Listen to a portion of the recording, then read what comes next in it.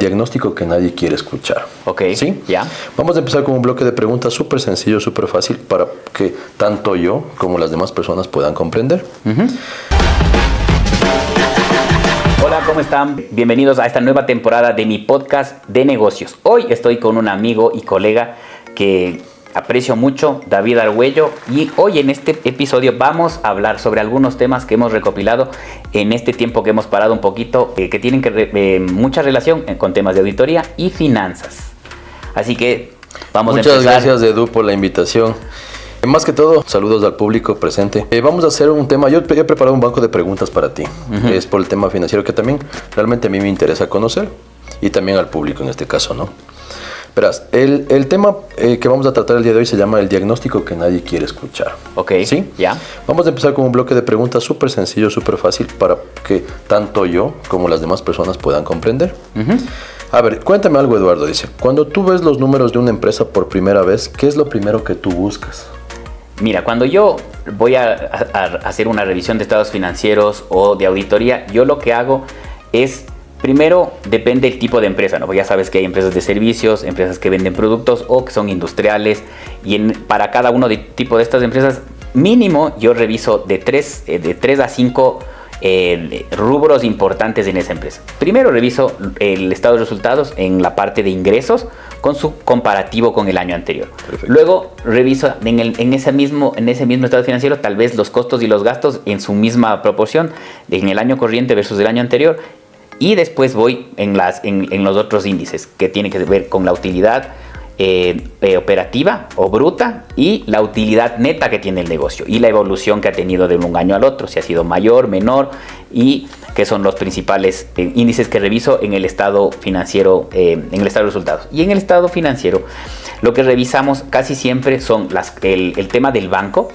el saldo bancario, las cuentas por cobrar y las que tienen inventarios, obviamente el tema de los inventarios para ver cómo están en esas cuentas principales, y un poquito en la constitución del pasivo. Tiene préstamos con socios, tiene sobreendeudamiento y cosas por el estilo. Casi en ese primer vistazo nosotros podemos identificar si una empresa está ordenada o no, porque con nuestra firma lo que nosotros tratamos de hacer es enfocarnos en el tema de la rentabilidad y la liquidez de la empresa. O sea, ¿por qué? Porque el dinero es el que manda. Si no tienes plata en la cuenta, es muy probable que muy pronto puedas estar teniendo algún riesgo financiero. Perfecto. ¿Okay? Así que ya saben, público, las cuentas que tenemos que tener en cuenta para poder saber. Otra pregunta te tengo, Eduardo. No sé si me puedes ayudar con esta, que dice así. ¿Con cuántas preguntas puedes saber si una empresa está en peligro financiero? ¿Y cuáles serían esas preguntas puntuales? Claro, mira, entre esas preguntas puntuales podríamos tener las que como casi siempre les digo. O sea, cuando yo voy a una empresa, les pregunto, el cierre contable que ustedes hacen de manera mensual, ¿qué incluye? Conciliación bancaria, que esa es otra pregunta que es de cajón también, que es, claro, ¿tienen las conciliaciones bancarias al día? ¿Por qué? Esa sería una pregunta, ¿no es cierto? Es una pregunta. ¿Tienen las conciliaciones bancarias al día? ¿Sí o no? Si es no, es por cuánto tiempo. ¿Qué es lo que pasó? ¿Por qué no tienen al día?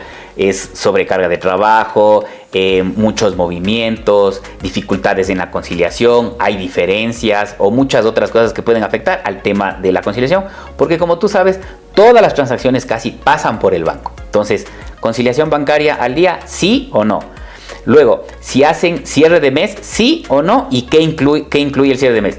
Conciliación de cuentas por cobrar, cuentas por pagar, tal vez una revisión pequeña en el inventario. Perfecto. Y algo de como variaciones de ingresos y gastos mensuales. Esas serían las preguntas que tú... Ajá, y una pregunta más. La otra pregunta tiene que ver con el presupuesto. ¿Tienen presupuesto? ¿Siguen el presupuesto? Porque algunas empresas, ¿qué es lo que hacen? Es que hacen el presupuesto, pero no tienen una persona que esté dándole seguimiento. El seguimiento te permite ver si es que estoy cumpliendo o no la meta que me he propuesto como dueño de empresa o empresario. Por ejemplo, hace un tiempo hubo un empresario que me dijo, Edu, este año queremos vender $3 millones. Le digo, chévere, ¿y cuánto vamos ahorita en el meta? Ajá, vamos en el mes de junio. ¿Cuánto vas vendiendo? Voy vendiendo 1.500.000. Y le digo, te pusiste 3 millones, estás en el mes de julio y faltan unos cuantos meses para que salga. ¿Tú crees que vas a alcanzar los 3 millones? Me dijo, no, ¿sabes qué? Creo que me puse la meta muy alta, entonces tú deberías hacer unas metas un poco más realizables, lo demás. Pero al fin y al cabo ellos terminaron con 2.600.000. No estaba tan alejado de la realidad, pero se puso una meta un poco más grande. Entonces, en algunas empresas a veces tienen presupuesto o hacen presupuesto, pero nunca no hay un seguimiento continuo para darse cuenta si estoy logrando el objetivo. Exacto. Voy a lograr el objetivo. Exacto, perfecto. Claro. Ya, mi amigo Edu, tengo otra pregunta para ti. Igual manera. Dice, has entrado a una empresa que se veía próspera por fuera y por dentro encontraste que fue un desastre. O sea, ¿te ha sucedido eso? Sí. Mira, justamente hace un corto tiempo nosotros hemos realizado una consultoría a una empresa muy grande que tiene como 100 empleados, más de 20 años en el mercado. Es una industria muy grande. ¿Ya? Pero cuando yo ingresé a esta empresa o que me hicieron una consulta, un requerimiento pequeño de lo que ellos necesitaban hacer, es como de el que les den claridad sobre la producción en proceso. Entonces yo haciendo estas preguntas, cuando yo me senté frente a ellos, les digo, oigan, y los auditores anteriores nunca les dijeron nada sobre estas cuentas, la producción en proceso, ¿por qué les llama atención? Entonces la persona que estaba quedándose a cargo del asunto revisó una diferencia que era como $400,000, que le pareció muy escandalosa como esa diferencia frente a los costos y gastos que tiene la empresa, y que no tenían como que un respaldo o eran puros ajustes mal hechos.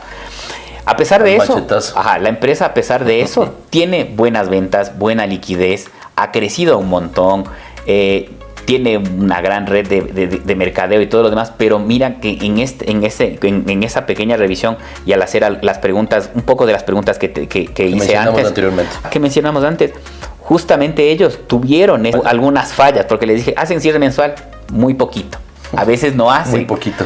Entonces, eso obligadamente se tiene que ahora, luego de esta consultoría que nosotros le dimos después de pasar este asunto, nosotros le dimos claridad sobre la producción en proceso, tal vez unos ajustes que ellos debían hacer o actualización del costo estándar, y ahora ellos pueden identificar con mayor razonabilidad el tema de algunas diferencias que tienen en la producción en proceso. Y después de eso, el siguiente paso que quieren hacer con nosotros es implementar efectivamente un cierre mensual.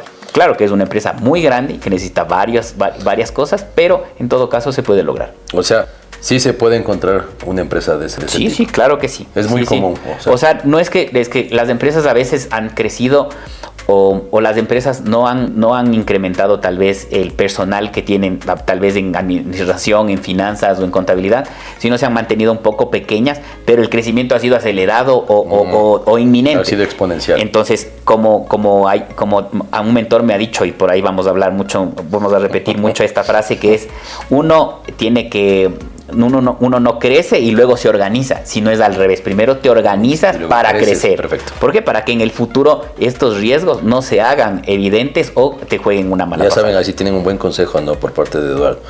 Te tengo otra pregunta, sencilla, súper sencilla. Dice, ¿qué le dirías tú a un empresario que lleva 10 años sin hacer una auditoría formal y cree que todo está bien porque las ventas van bien? ¿Qué tú le dirías? Mira, el tema con esta pregunta tiene mucho que ver con tal vez esta persona lo que le diría es que el hecho de que le vaya bien y tenga buena liquidez no le asegura que usted aprovechando el 100% de su capacidad. Por ejemplo, hay empresas que a veces venden más, pero también compran más. Entonces, como que no se ve el margen. Porque, por ejemplo, hay empresas que venden, yo qué sé, $500,000 al año. Y estas empresas tienen un margen de rentabilidad constante en 3, 4, 5 años que hemos hecho auditoría. Antes de que nosotros tomemos el tema, no ha habido un crecimiento. No ha habido un margen operativo del 30%, por ejemplo. Pero cuando nosotros entramos, les recomendamos y les damos algunas recomendaciones para que ese margen sea más grande. Para que vaya creciendo también. Exacto, y que son cosas muy chiquitas. Negocie esto. Puede comprarle de contado algunas cosas, negocia el tema de cuentas por cobrar. Perfecto. Y de alguna manera ellos pudieron optimizar el margen bruto y luego el margen neto. Entonces las empresas todo el tiempo están creciendo y es lo que algunas veces algunos empresarios tienen. Todo el tiempo sus empresas tienen como que los mismos márgenes de ganancia. Y como te digo, con experiencias con empresas de Estados Unidos y Europa, todas esas empresas todo el tiempo están creciendo, por lo menos en un estándar a su nicho. Perfecto. Muchas gracias. Eduardo nos acaba de ayudar con esta pregunta tan interesante. Tengo una última pregunta. de esta parte del bloque. Dice, ¿cuál es la frase que tú más escuchas de los empresarios antes de que tú llegues a revisar sus números? La verdad, lo que más escucho es que a veces ellos tienen incertidumbre de cómo está el flujo de efectivo. Esa es la parte más crítica. Porque si tú te pones a analizar, el flujo de efectivo es desde que tú haces un pedido de mercadería. Por ejemplo, una empresa comercial. Tú haces un pedido de mercadería, la mercadería llega en 10 días. Entonces esos 10 días ya son tiempo. Luego que llega la mercadería, tal vez te dan crédito. Y luego ese crédito tienes que tú pagarlo, yo que sé, en 30 días. Pero cuando ya la mercadería está en tu bodega, tú tal vez te demoras en venderlo 15 días. Entonces todos esos días van sumando y luego cuando tú vendes le das a un cliente, yo que sé, 45 días de crédito. Pero tú tienes un desfase entre el crédito que me da el proveedor y el crédito que le doy yo le das al cliente. Entonces en algún momento yo voy a tener un desfase de dinero, voy a tener o me va a faltar dinero o voy a tener un excedente si estoy manejando bien el flujo de efectivo. Perfecto. Entonces es un tema que es más que tiene que ver con ese asunto. Cómo está compuesto el flujo de efectivo de su empresa y cómo podrían optimizarlo para que tengan más dinero en caja. Perfecto. Bueno, con esto terminamos la parte del primer bloque de preguntas con mi amigo Eduardo. Vamos a seguir con un nuevo grupo de preguntas para que la gente siga conociendo acerca del tema financiero, del tema administrativo, que nos puede ayudar a entender y comprender de qué es lo importante de hacer, llevar la contabilidad, hacer una auditoría de los servicios que ofrece acá mi amigo Eduardo. Bueno, mi amigo, te tengo otra pregunta interesantísima para que el público pueda seguir aprendiendo de tus conocimientos. Dime. Ya. Te hago una pregunta súper sencilla. Para alguien que nunca ha pasado por una auditoría, ¿qué es exactamente lo que tú haces cuando auditas a una empresa? ¿Qué buscas en concreto? Mira, a las empresas que no están obligadas a hacer auditoría o que nunca se han sometido a un proceso de auditoría, lo que nosotros buscamos en realidad y que estamos enfocados en que esa empresa tenga una buena salud financiera. Perfecto. En términos de rentabilidad y de liquidez. Perfecto. Entonces, cuando nosotros analizamos el tema de los estados financieros que hace un rato conversamos, es que, por ejemplo, en el estado financiero tú tienes dinero que está disponible en caja y en efectivo o inversiones. Hay otro efectivo que está tal vez pendiente por cobrar a clientes, pero es dinero también. Y dinero ahí también que está en inventario. Entonces, todo eso es dinero al fin y al cabo, o dinero que está invertido en activos productivos. Entonces, todo ese dinero que tenga una buena salud frente a lo que la empresa debe. Perfecto. Cuánto debe a los bancos, cuánto debe a proveedores, cuánto debe a empleados y otras deudas de corto plazo y largo plazo. Que más o menos son lo que nosotros analizamos de primer vistazo frente también al tema de los ingresos y gastos que ya te dije que son la rentabilidad operativa y neta. Perfecto, me parece muy bien. Interesante la respuesta que nos acabas de dar. Te tengo otra pregunta igual, interesante para que la gente pueda seguir aprendiendo. Te hago una pregunta, dice, ¿qué diferencia hay entre un contador que lleva libros y un auditor que revisa los libros? ¿Por qué es importante tener los dos? Ya, mira, el tema del contador que lleva los libros es la persona que registra todas las transacciones que la empresa hace diariamente y que están en los estados financieros, que al fin y al cabo son métricas para tomar decisiones. Perfecto. ¿Ya?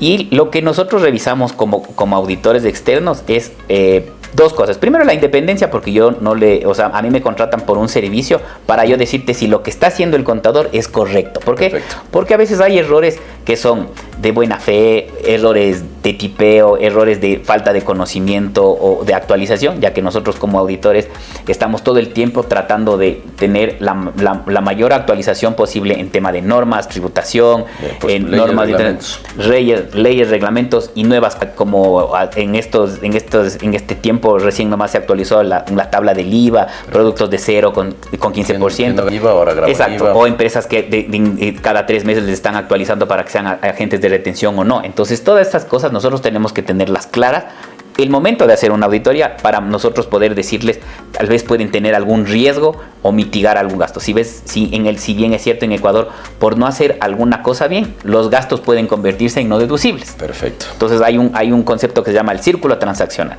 Entonces el círculo transaccional empieza desde que yo hago el pedido de una orden de compra o una orden de servicio que yo necesito, que luego se ejecute, que me emitan la factura, que yo haya registrado correctamente, haya emitido una retención y que el pago esté hecho a la persona que me prestó el servicio, y que adicionalmente no se cierra ahí, sino también tenga esto un tema de la recepción de bienes o servicios o informes en el momento que son servicios, contratos, informes, actas de entrega, recepción. Actas de entrega, recepción, y es más, tú tienes muy claro ese asunto, porque en temas de contratación pública te piden un montón el debido proceso. El debido proceso de la contratación. Entonces, si no se cierra ese círculo transaccional, el momento que nosotros realizamos compras o gastos, estos gastos pueden convertirse en no deducibles. Perfecto, muchas gracias, Eduardo. Para la gente que nos está viendo, vamos a hacer otra pregunta igual, súper interesante. Quisiera tal vez que, no sé si tú me puedes explicar con un ejemplo, tal vez de una tienda o un negocio pequeño, ¿qué significa, dice que una empresa tiene desorden financiero? ¿Cómo se ve eso en la práctica? Verás, una empresa que tiene desorden financiero es una empresa que tal vez ya fue un emprendimiento y se está pasando a ser una empresa, ¿ya? Perfecto. Esta empresa puede que en el emprendimiento pudo haber mezclado sus finanzas personales con las del negocio. Y mezclan cosas. Entonces, en las finanzas personales tú tienes los ingresos y luego los gastos y luego tal vez un fondo de ahorro o inversión. Entonces tú, a partir de eso, planificas todo lo que quieres hacer en tu vida. Pero cuando ya tienes una empresa, esta parte de las finanzas personales van a seguir siendo lo mismo, pero en las finanzas empresariales hay algunas cosas después de que el dinero ingresa y luego se reparte algunas cosas, porque el dinero que ingresa a tu cuenta después de haber vendido y facturado y entra a tu cuenta, ese dinero hay que separar lo que hay que pagar de impuesto a la renta, tal vez impuestos mensuales de IVA y renta, tal vez costos y gastos que hay que pagar a los proveedores, gastos fijos también. Y también en esa separación, lo que siempre hago primero es que haya una parte de ese dinero que sea destinada al pago del gerente o del dueño de la empresa, que tenga un sueldo en la empresa. Entonces ese sueldo pasa a ser el ingreso de sus finanzas personales y así separas lo uno de lo otro. Yo entiendo que la empresa es del dueño. Es del dueño. Pero tiene que separar sus finanzas. Exacto. ¿Por qué? Porque corre el riesgo de que en algún momento a la empresa le empiece a estar yendo bien y él tome dinero de la empresa y le deje sin liquidez y pueda perder oportunidades. Yo te cuento que tuvimos un cliente que justamente le pasó eso. Él le estaba yendo súper bien y de la noche a la mañana el hermano, que era socio, necesitó plata, sacaron como $50,000 y le dejaron sin liquidez a la empresa. Entonces esta empresa no podía comprar algunos insumos para poder prestar los servicios y poder exportar algunas cosas. Entonces esas plazas fueron ocupadas por otros proveedores y ellos quedaron excluidos. Luego lograron como que salir, pero ya se les hizo muy complicado regresar al nivel que tenían antes. Entonces son oportunidades que a veces se pierden. Son decisiones, ¿no? Decisiones, son solamente malas decisiones porque no tienen establecido un sistema. Un sistema es un conjunto de funciones que se repiten y son repetitivas. Entonces cuando yo tengo un sistema, se respeta y se repite y ese asunto funciona como un relojito en la empresa. Eso es un control, ¿no? Ese es uno de los controles, ajá. Ya, verdad. Te voy a hacer otra pregunta para que también nuestros usuarios que nos están viendo ahorita puedan seguir entendiendo el proceso. ¿Qué documentos mínimos debería tener ordenados cualquier empresa, sin importar su tamaño? Ok, los documentos que nosotros así siempre necesitamos. Los más importantes. Los más importantes son la documentación del círculo transaccional que te acabo de decir. Lo que me comentaste hace un momento. Porque ahora como en el Ecuador o ahora en gran parte de Latinoamérica se está aplicando la facturación electrónica, estos documentos ya no necesitas tenerlos impresos, pero así como tienes un archivo impreso o que antes se manejaba un archivo físico que tenías carpetas donde estaban, ahora tienes un archivo digital.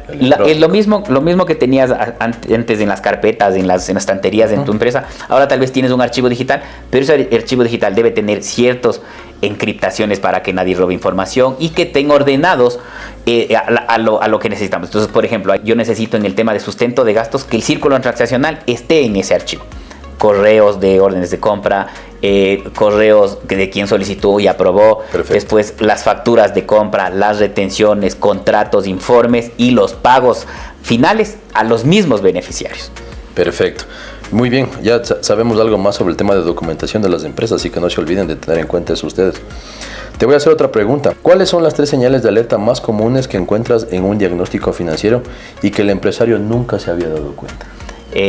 Justamente, mira, el desbalance del ciclo, del flujo del efectivo, que hace un momento comentamos qué es lo que pasa cuando, por ejemplo, yo compro a un proveedor y le pago todos los meses, cada 30 días le pago al proveedor, pero mi cliente puede ser el Estado, o puede ser o las florícolas, o pueden ser empresas que me pagan 60, 90 y 120 días. Me pueden ocasionar a mí un problema financiero, un hueco en el que yo tengo que acudir a los bancos, préstamos. Un tema de iliquidez. Iliquidez, tal cual. ¿Por qué? Flujo. Porque yo tengo que pagar empleados, proveedores y cosas así. Entonces yo lo que tratamos de hacer en ese momento es que pueda equipararse el crédito. Si mi cliente me paga 90 a 120 días, yo trato que con el proveedor tener el mismo tiempo, 90 a 120 días, para que el flujo de efectivo se mantenga estable. Perfecto. Te tengo otra pregunta interesantísima para que la gente conozca. Dice, ¿qué es un estado de situación financiera? ¿Y por qué la mayoría de los empresarios no sabe leerlo, no entiende? Ya. ¿Y para qué sirve? Los estados financieros son métricas de cómo está yendo, cómo está mi negocio. El estado de resultados para medir un periodo de tiempo. De enero a marzo he vendido tanto. ¿Y cuánto he gastado? ¿Cuánto fueron mis costos? ¿Cuánto fueron mis gastos? Y si voy ganando o perdiendo el partido. Perfecto. Si tengo utilidad, voy ganando el partido. Si tengo pérdida, voy perdiendo el partido. Perfecto. Es como el fútbol. Tengo que ganar con un gol más. Y el estado financiero me dice cómo está mi empresa al día del cierre. Es como tomarle una foto. ¿Cuánto dinero tengo en caja? ¿Cuánto dinero tengo en inversiones? ¿Cuánto dinero tengo en cuentas por cobrar? ¿Cuánto dinero me deben mis clientes, que es por cuenta por cobrar? ¿Cuánto dinero tengo en inventario, en activos invertidos? Y en el pasivo, ¿cuáles son mis deudas? Como dirían los médicos, un diagnóstico. Un diagnóstico, exactamente. Ya, te tengo otra pregunta interesante para nuestra gente que pueda conocer. Dice, háblame de los errores invisibles. Esas cosas que están mal en los libros, pero que nadie se da cuenta. Y cuando se dan cuenta ya es muy tarde. Mira, justamente en una de nuestras experiencias en una de las empresas es el tema de los inventarios. Verás, ellos tenían los inventarios, yo qué sé, por ponerte un ejemplo, unos $300,000 en inventario. Y ellos nunca habían realizado o sea, ellos al principio, cuando su empresa era un poco chiquita, ellos hacían inventarios cada 6 meses. Después su empresa creció y solamente hacían una vez al año. Y cuando llegaba ese año, en la toma física, encontraban un montón de cosas. Que la mercadería se perdió, cambios de códigos, que había pérdidas, que había deterioros y cosas por el estilo. Entonces, ese inventario, al fin del año, recién se podía validar. Pero cuando nosotros entramos ahí, nosotros les propusimos que hagan inventario cada 3 meses hasta que se estabilice. Entonces, porque hay empresas que les decimos, haga un inventario mensual de los ítems que más se mueven. ¿Por qué? Porque son los que más rotan. Y por ahí le haga inventarios a algunos ítems extras. Pero haga inventarios totales cada 3 meses o 6 meses. ¿Para qué? Para que cuando llegue el fin del año usted pueda haber mitigado todo eso y no llegar como a última hora. Se me dañó este inventario, hay que dar de baja, hay que ir a la notaría. Entonces, hasta hacer todo eso, pueden existir muchas cosas. Claro, y el volumen de ítems debe ser... Ajá, y el volumen de ítems va más allá de los 5,000. Entonces es fuerte. Es un fuerte un inventario de tanta cantidad. Así es. Ya, te tengo otra pregunta. ¿Qué pasa cuando una empresa crece tan rápido, pero sin orden financiero? ¿Cómo tú ves ese escenario? Ya, mira, una empresa, verás, por ejemplo, es lo que te decía, esta empresa, otro cliente que nosotros tuvimos igual, es que empezó chiquito. Ya, y tenía una estructura muy chiquita en sus departamentos. Un contador, 2 asistentes, no tenía nadie en administración, nadie en finanzas. Pero esta empresa empezó a crecer un montón y estos mismos asistentes como que le estaban ayudando al contador y empezó a tener muchos desórdenes. Ya se empezó a atrasar en las conciliaciones, en los cierres de mes, en las tomas de inventario y en algunos rubros como cuentas por pagar se estaba atrasando a pagarles a los empleados y a los proveedores. Lo más importante. Entonces, cuando ellos no tenían un sistema, tal vez el jefe, como el dueño de la empresa, no puso atención en ese asunto de crear estas previsiones que van a tener. Puede crecer un montón, necesito más plata para comprar mercadería y destinó muchísimo dinero en comprar mercadería, pero le dejó a la empresa sin liquidez para cubrir el resto de los gastos operativos. Entonces, esos errores a veces pueden costarte después que la empresa puede llegar a una pérdida. puede parar sus operaciones, le toca botar los empleados, o sea... Se pierde fuerza laboral. Exactamente. Porque se pierde liquidez para poder sustentar ese tipo de cosas. A ver, bueno, con esta parte vamos a seguir con otro grupo de preguntas que también es interesante para la gente, así que no se pierdan. Vamos a continuar. Eduardo, te voy a hacer una pregunta interesante. Dice, ¿no es la auditoría algo que solo necesitan las empresas grandes? ¿O un pequeño negocio? ¿O para qué se necesita todo eso de la auditoría? Mira, nosotros como auditores lo que buscamos es que el servicio que nosotros prestamos esté enfocado en mejorar las finanzas de la empresa. O sea, estamos enfocados en que tenga buena rentabilidad y buena liquidez. Y sobre con las empresas que no están obligadas, como tú dices, tal vez las obligadas son las grandes o las que ya tienen un cierto monto. Por obligación la tienen que realizar. Por obligación la tienen que realizar y necesitan una firma de alguien autorizado y todo lo demás. Perfecto. Y esa información también se le pasa al Estado. Pero hay empresas que todavía no llegan a ese nivel, pero quieren saber si lo que están haciendo está bien. O sea, tú les recomiendas hacer una auditoría para que tengan conocimiento. Claro, y ese servicio se llama revisión de estados financieros, que es los mismos procedimientos de auditoría, un poco más light. No son tan ajustados, no tenemos que presentar al Estado, perfecto, pero en algún momento ellos van a querer, desde que son chiquitos, como te decía, se organizan para crecer. No cuando crecen quiero organizar, no es al revés, porque eso puede crear golpes y choques, porque por ejemplo una persona que no está acostumbrada a cambiar alguna cosa en su empresa, es muy complicado decirle de ahora en adelante tienes que cambiar este asunto. Hay un choque, claro, y puede ser muy grande. Entonces, el solo hecho de decirle tienes que conciliar los bancos todos los días, puede ser que a esa persona le alborote la vida, ¿entiendes? Entonces, porque hay en las empresas grandes, la conciliación por poco es diaria, ¿ya? Entonces, claro, así todos los días, por el movimiento, el número de transacciones, la importancia de las transacciones, pueden ser montos muy altos y se necesita tener eso súper bien controladito. Así como los bancos, todos los días caja. Todos los días caja, exacto. Entonces, ese es uno de los índices que, por ejemplo, las empresas chiquitas a veces dicen, no, acá una vez al mes viene el contador y arriesga el asunto, sí, pero de acuerdo al número de operaciones. Por ejemplo, si tu empresa no necesitas al principio, cuando empiezas un negocio, un emprendimiento, un contador a tiempo completo. Tal vez necesitas un cuarto de contador, un medio contador. Ya, pero mientras va subiendo el número de operaciones, tú debes ir analizando que necesitas a una persona que cada vez me tenga más esos números actualizados. ¿Por qué? Porque un día X yo quiero saber qué pasó en el fin de mes. No se van a demorar 15 días en entregarte el estado financiero. En esos 15 días ya puedes haber perdido decisiones, sé si es que tengo excedentes de caja o necesito sacar o pedir un préstamo al banco para poder cubrir este mes. Perfecto. Es lo que te decía. Tal vez es información oportuna se llama. Exacto. Eso, ¿no? Entonces, por ejemplo, es lo que les decía. Ustedes tienen que aprender a manejar su empresa con la palma de su mano. Perfecto. Son 5 preguntas que tienen que hacerse todos los lunes a las 9 de la mañana. La primera es, ¿cuánto dinero ingresó la semana pasada? ¿Cuánto dinero salió la semana pasada? La tercera pregunta es la del presente. ¿Cuánto dinero tengo hoy? Ahorita. Y las preguntas del futuro. ¿Cuánto dinero debo y cuánto dinero me debe? Con estas 5 cosas, a primera hora de la semana, el empresario puede darse cuenta qué tengo que hacer la siguiente semana con el dinero que cuento. Entonces, por ejemplo, tengo $1,000 hoy. O sea, la pregunta de cuánto dinero entró y cuánto salió me dice qué es lo que hice la semana anterior. Pero desde la pregunta qué hice, qué tengo hoy, cuánto debo y cuánto me deben, yo tengo que saber cuánto debo para esta semana y cuánto me deben en esta semana. Yo tengo que hacer la suma. Si tengo $5,000 y voy a recuperar $2,000, tengo 7,000. Pero si tengo que pagar 8,000, necesito $1,000. ¿De dónde me voy a sacar? Tienes que buscar. Entonces yo tengo que negociar o alguna cosa así. Pero ¿qué pasa en cambio si es que de esos 7,000 que yo tengo me van a sobrar 2,000?